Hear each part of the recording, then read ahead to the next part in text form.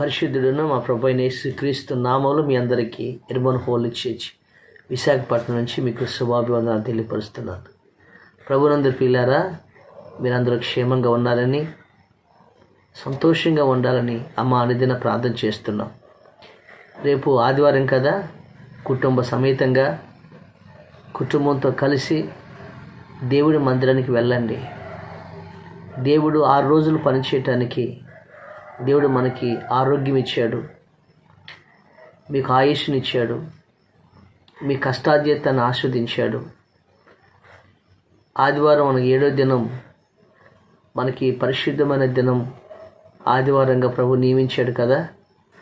ఆ రోజు దేవుని సన్నిధిలోకి వెళ్ళి ఆ దేవుని ఆరాధించి ఆ దేవుని యొక్క దీవెనలు పొందాలి. అది ప్రభు యొక్క నియమం. కాబట్టి ప్రతి ఒక్కరు కూడా ప్రభు సన్నిధికి వెళ్ళాలని మనం చేస్తున్నాం. పెందలకాడని మరి మీ చర్చిలకి వెళ్ళి దేవుని సన్నిధిలోకి వెళ్ళి దేవుని ఆరాధించండి. దేవుని సన్నిధిలోకి వెళ్ళి ఆరాధిస్తే ఆ దేవుడు మనల్ని ఎంతగా దీవిస్తాడో తెలుసా? అంతగా ప్రభు మనల్ని ఆశీర్వదిస్తాడు. ఒకరోజు ప్రపంచంలోకి వెళ్ళ ధనవంతుడు ఉన్నాడు. ఆయన పేరు రాక్ ఫెల్లర్ గారు. ఆయన 86వ పుట్టినరోజు నాడు తన డైరీలో ఈ విధంగా రాసుకున్నాడు. ఏమంటే, పనిని ఆటల్ని ఒకేలా ఆనందించేవాడంట. అయితే నా జీవితంలో ప్రతిదినం ఆహ్లాదకరంగా జరిగేది. రోజు ఉదయాన్నే దేవుని సన్నిధిలోకి వెళ్ళి చర్చిలోకి వెళ్ళి దేవుని కలుసుకోవటానికి చర్చిలోకి వెళ్ళి ప్రార్థన చేసుకునేవాడంట. అంటే ఒకవేళ నిన్నటి కష్టాలని దారిలోనే మర్చిపోయాడంట. కష్టాలు ఏదైనా వస్తే నిన్నటి కష్టాలని ఈరోజు దారిలోనే మర్చిపోయాడంట. ఆయన ఒక మాట చెప్తాడు. ఆయన తన వ్యాపారంలో సుమారు 4 కోట్ల రూపాయలు నేను ఒక చిన్న వ్యాపారంలో నష్టపోయానంట. దాని గురించి ఒక్క 5 నిమిషాలు ఆలోచించి దాన్ని మర్చిపోయాడంట. ఆయన అయితే ఏమైందంటే, ఒకరోజు ఆయన ఒక బద్ధకంతో లేదా అలసటతో ఒక ఆదివారం చర్చికి వెళ్ళలేకపోయాడంట. అయితే కోట్ల రూపాయలు నష్టపోయినా ఆయన ఒక 5 నిమిషాలు బాధపడి వదిలేశాడంట. కానీ ఈ ఒక్కరోజు చర్చికి వెళ్ళిపోవటం వల్ల కూడా 1 సంవత్సరం అంతా కూడా ఆయన మనసులో ఎంతో బాధపడ్డాడంట, ఎంతో దిగులు పడ్డాడంట, ఎంతో ఆందోళనకు గురైపోయాడంట అతను, అంత కోడేశ్వరుడు. అయితే పిమ్మట పశ్చాత్తాపం పడి, ప్రభువా, నేను ఎప్పటికీ ఆదివారం మందిరం మానుకోను, నీ సన్నిధిలో మానుకోనని చెప్పేసని పశ్చాత్తాపడి ఆయన ఏం చేశాడంటే, తన యొక్క మందిరంలోకి వెళ్ళి సండే స్కూల్ టీచర్గా, అంటే ప్రాయశ్చిత్తానికి సండే స్కూల్ టీచర్గా పనిచేశాడంట. ఈ అనుభవంతో చెప్తున్నా ఆయన సండే స్కూల్ టీచర్గా పనిచేశాడంట. అంటే దేవుడు మందిరం అంటే అంతగా అతను ప్రేమించేవాడు.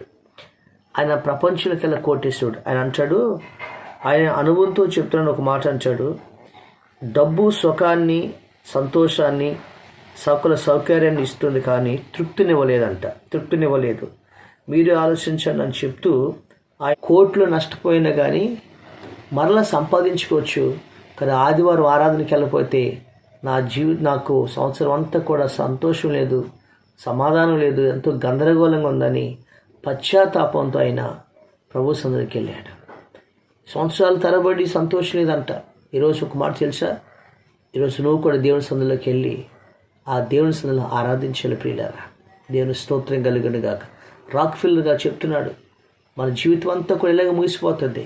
చనిపోయిన తర్వాత మన జీవితం నిజమైన సంతోషం, మన నిత్య జీవం మనకు ఉంటుందని చెప్తున్నాడు.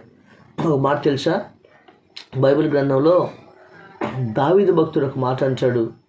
ఆయన సమూయేలు రాసిన మొదటి గ్రంథం 7వ అధ్యాయంలో ఒక మాట చెప్తాడు. ఆయన ఏమంటాడంటే, ఆయన 28వ అంటాడు, దేవా, యెహోవా, ప్రభువా, నా కుటుంబము నిత్యము నీ సన్నిధిలో ఉన్నట్లుగా మమ్మలను ఆశీర్వదించయ్యా. నీ ఆశీర్వాదం ఉన్నందున నా కుటుంబం ఎన్నటన్నిటికీ ఆశీర్వదించబడుతుంది. దావీదు అంటాడు, నేను నా కుటుంబం అంతా నీ సన్నిధిలో ఉండాలి అనగా ఆదివారం మందిరంలో ఉండాలి, తర్వాత కుటుంబంలో కలిసి ప్రార్థన చేసుకోవాలి, అదే నా ఆశీర్వాదమయ్యా అని దావీదు అంటాడు.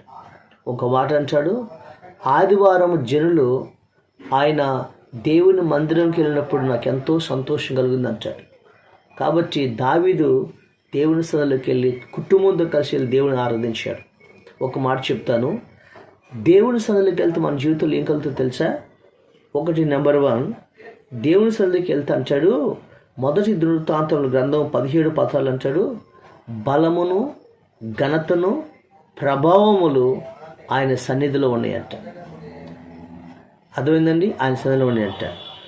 రెండోది ఆయన అంటాడు, మొదటి దినవృత్తాంతముల గ్రంథంలో ఆయన ఒక మాట అంటాడు, ప్రభువా ఆయన సన్నిధిలో కూర్చుంటాడు, నువ్వు నన్ను ఎంతగా హెచ్చించుటకు నేను ఎంతటి వాడును అంటాడు. ఆయన సన్నిధిలో ఆయన మనల్ని ఎంతగానో ఆయన హెచ్చించకు నేను ఎంతటి వాడును అంటాడు ఆయన. దేవుని స్తోత్రం. ఆయన మళ్ళీ మూడోది మాట చెప్పాల్స్తే కీర్తన గ్రంథంలో చెప్తాడు, నీ సన్నిధిలో సంపూర్ణ సంతోషము కలదు అంటాడు ఆయన. ఒకటి, ఆయన సన్నిధిలో ఘనత, బలము, ప్రభావము కలదంట ఆయన సన్నిధిలో. రెండవది, ఆయన సన్నిధిలో మనల్ని ఎంతగా హెచ్చిస్తాడంట, దేవుడు మనల్ని హెచ్చిస్తాడంట. మూడోది, ఆయన సన్నిధిలో మనకి సంపూర్ణ సంతోషము కలదు అంటాడు ఆయన. దేవుని స్తోత్రం. ఎందుకంటే మన జీవితాల్లో ఏం కావాలండి? ఆయన సన్నిధిలో ఉన్న సంతోషం, ఆయన సన్నిధిలో ఉన్న సమాధానం ఆయన జీవితంలో ప్రవహిస్తాడు. అందుకనే ప్రభు అంటాడు, కీర్తన భక్తుడు అంటాడు, 95వ కీర్తన 7వ వర్షంలో ఒక మాట అంటాడు. ఆయన ఏమంటే, రండి, ఆయన ఒక మాట అంటాడు 7వ వర్షంలో, రండి నమస్కారం చేసి సాగిలపడదము, మనల్ని సృజించిన యెహోవా సన్నిధిని మోకరించేదము అంటాడు ఆయన. రండి, రేపు ఆదివారం పెందల కాడనే మీ సంఘాల్లోకి వెళ్ళి, మందిరాల్లోకి వెళ్ళి ఆయనకి సాగిలపడి నమస్కారం చేసి కృతజ్ఞత అర్పణలతో దేవుని మనం ఆరాధిద్దాం. దేవుని స్తోత్రం. ఒక విషయం తెలుసా? ఆయన విశ్రాంతి దినాన్ని పాటిస్తే, ఆయన సన్నిధిలో నీళ్ళు గనపరిస్తే ఒక మాట అంటాడు, దేశం యొక్క ఉన్నత స్థలం మీద ఆయన మనల్ని ఎక్కిస్తాడంట. హల్లెలూయా. నా విశ్రాంతి దినంలో వ్యాపారం చేయకుండా, ఆయన వ్యర్థమైన మాటలు మాటకుండా, బరువులు మోయకుండా, లోకవార్తలు చెప్పుకొనకుండా, నా విశ్రాంతి దినాన్ని పరిశుద్ధి దినమని మీరు ఆశ్రయించిన యెడల మీరు అంటే దేశం యొక్క ఉన్నత స్థలం మీద నేను ఎక్కిస్తాను, యాకోబు యొక్క స్వాస్థ్యము నీ అంశంలో పెడతానని ప్రభు చెప్పాడు. ఎంత గొప్ప దేవుణ్ణి మనం ఆరాధించుకుని ఎలా ఉండగలుగుతామా? కాబట్టి దావీదు అంటాడు, అయ్యా నీ సన్నిధిలో నా కుటుంబం అంతా ఉండాలి. ఎందుకంటే మా కుటుంబం నీ సన్నిధిలో ఉండబట్టే మాకు ఘనతని, ప్రభావాన్ని, బలాన్ని దయచేసావు. నీ సన్నిధిలో ఉండబట్టే నన్ను ఎంతగా హెచ్చించావు. నీ సన్నిధిలో ఉండబట్టే సంపూర్ణ సంతోషం కలిగిందయ్యా. నీ సన్నిధిలో ఉండబట్టే దేశం యొక్క ఉన్నత స్థలం మీద గొర్రెలు కాసిన నన్ను మగమహారాజుగా దీవించేవయ్యా.